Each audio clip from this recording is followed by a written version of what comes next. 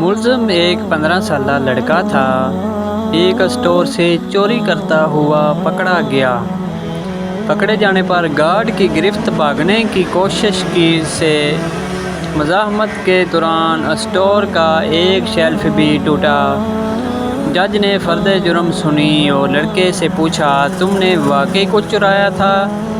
Bread اور پنیر کا packet چرایا ہے، لڑکے نے اعتراف کر لیا۔ کیوں؟ مجھے ضرورت تھی، لڑکے نے مختصر جواب دیا۔ خرید لیتے، پیسے نہیں تھے۔ گھر والوں سے لے لیتے، گھر پر صرف ماں بیمار اور بے روزگار، بریڈ اور پنیر اسی کے لیے چرائی تھی۔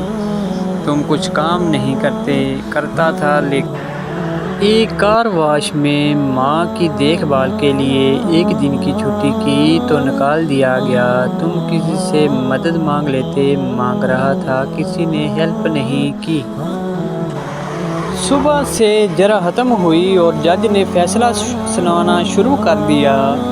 چوری اور خصوصاً بریڈ کی چوری بہت ہولناک جرم ہے اور اس جرم کے ذمہ دار ہم سب ہیں۔ عدالت میں موجود ہر شخص مجھ سمیت اس چوری مجرم ہے۔ میں یہاں موجود ہر فرد اور خود پر $10 جرمانہ عائد کرتا ہوں۔ $10 ادا کیے بغیر کوئی شخص کورٹ سے باہر نہیں جا۔ یہ کہہ کر جج نے اپنی جیب سے $10 نکال کر میز پر رکھ دیے۔ اس کے علاوہ میں اسٹور انتظامیہ پر $1000 جرمانہ کرتا ہوں کہ اس نے ایک بھوکے بچے سے غیر انسانی سلوک کرتے ہوئے اسے پولیس کے حوالے کیا۔